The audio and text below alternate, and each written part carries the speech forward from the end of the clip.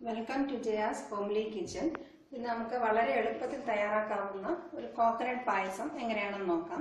ഇതിന് വേണ്ട ഇൻഗ്രീഡിയൻസ് ഞാനിവിടെ ചുരണ്ടി വെച്ചിട്ടുള്ള തേങ്ങ മെഷറിംഗ് കപ്പിൽ 1 കപ്പ് എടുത്തിട്ടുണ്ട്. തേങ്ങ ചുരണ്ടുമ്പോൾ ശ്രദ്ധിക്കേണ്ട കാര്യം അതിനകത്തുള്ള വെള്ള ഭാഗം മാത്രം എടുക്കുക, കറുത്തത് കഴിവതും ഒഴിവാക്കുക. നമുക്ക് വേറെ വല്ല തീയലിനോ അങ്ങനത്തെ ഏതെങ്കിലും കറികൾക്ക് ഉപയോഗിക്കാം.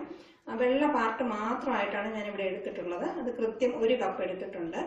1/2 കപ്പ് പഞ്ചസാര എടുത്തിട്ടുണ്ട്. ഇതിന്റെ അളവ് കൂട്ടുകയോ കുറയ്ക്കുകയോ ഓരോരുത്തരുടെ അളവിനനുസരിച്ച് മാറ്റം വരുത്താവുന്നതാണ്.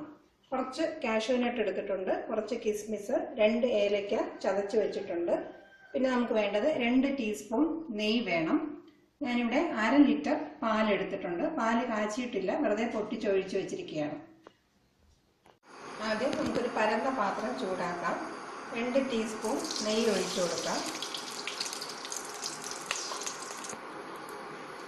നെയ്യ് ഒന്ന് ചൂടായി തുടങ്ങുമ്പോൾ കാഷ്യൂ നട്ടും കിസ്മിസും ഒന്ന് റോസ്റ്റ് ചെയ്തെടുക്കാം.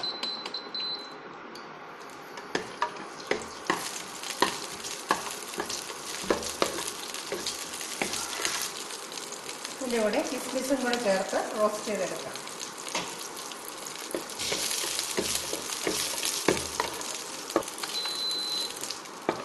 ഇനി നമുക്കിത് പാനിൽ നിന്നും മാറ്റാം. ഇനി ഫ്ലെയിം ഒന്ന് മീഡിയത്തിലാക്കിയിട്ട് ഈ തേങ്ങ നമുക്ക് ചെറുതായിട്ടൊന്ന് ചൂടാക്കി എടുക്കണം. ഒരുപാട് നിറമൊന്നും മാറണ്ട. ഈ നെയ്യ് ഈ തേങ്ങയിലൊന്ന് ചെറുതായിട്ടൊന്ന് പിടിച്ച് കിട്ടണം. ചെറിയൊരു മണം വരും, അതുവരെ നമുക്കൊന്ന് റോസ്റ്റ് ചെയ്യാം. നിറം മാറാതിരിക്കാനായിട്ട് പ്രത്യേകം ശ്രദ്ധിക്കുക. ചെറുതായിട്ട് മണം വന്നിട്ടുണ്ട്. ഇനി നമുക്ക് എടുത്തു വെച്ചിരിക്കുന്ന 1/2 ലിറ്റർ പാല് ചേർത്ത് കൊടുക്കാം. പാല് തിളപ്പിച്ചിട്ടില്ല, ഇതിൻ്റെ കൂടെ തന്നെ ഒഴിച്ച് നന്നായിട്ട് തിളപ്പിക്കാം. ഇതിൻ്റെ കൂടെ ഏലക്കയും കൂടെ ചേർത്ത് കൊടുക്കാം. ഇത് നന്നായിട്ട് തിളച്ച് ഒന്ന് കുറുകി വരണം. പാല് നന്നായിട്ട് തിളച്ച് ഏകദേശം പകുതിയോളം വറ്റിയിട്ടുണ്ട്. ഈ സമയത്ത് നമുക്ക് എടുത്തു വെച്ചിരിക്കുന്ന പഞ്ചസാരയും കൂടെ ചേർത്ത് കൊടുക്കാം. അത് നന്നായിട്ടൊന്ന് മിക്സ് ചെയ്ത് കൊടുക്കുക. ഇത് നന്നായിട്ട് തിളച്ച് ഈ സമയത്ത് ഇനിയിപ്പം പഞ്ചസാര ചേർത്തിട്ടുള്ളതുകൊണ്ട് കുറച്ചും കൂടെ ലൈറ്റ് ആവും. ഇത് നന്നായിട്ട് തിളയ്ക്കണം. തിളച്ചിട്ട് ഒന്നുകൂടെ കുറുകി കിട്ടും. പായസം നന്നായിട്ട് കുറുകി വരുന്നുണ്ട്. ഇടയ്ക്കിടയ്ക്ക് നന്നായിട്ട് സൈഡിലുള്ളതെല്ലാം നന്നായിട്ട് ഇളക്കി ചേർത്ത് കൊടുക്കുക. ഇല്ലെങ്കിൽ ഒരു സൈഡിലായിട്ട് പാല് കട്ട പിടിച്ച് കിടക്കും. ഏകദേശം ഈ ഒരു തിക്നെസ് വരുന്നുണ്ട്. ഇത്രയും മതി എന്നുള്ളവർക്ക് ഇപ്പം ഗ്യാസ് ഓഫ് ചെയ്തെടുക്കാവുന്നതാണ്. കുറച്ചും കൂടെ തിക്കായിട്ട് വേണമെങ്കിലും എടുക്കാം.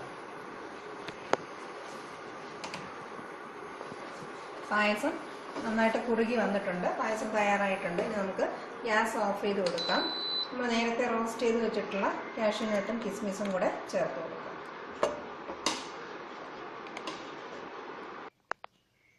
വളരെ എളുപ്പത്തിൽ തന്നെ തയ്യാറാക്കാവുന്ന സിമ്പിളായിട്ടുള്ളൊരു പായസമാണിത്. നമുക്ക് പെട്ടെന്ന് തന്നെ ഇത് തയ്യാറാക്കാം.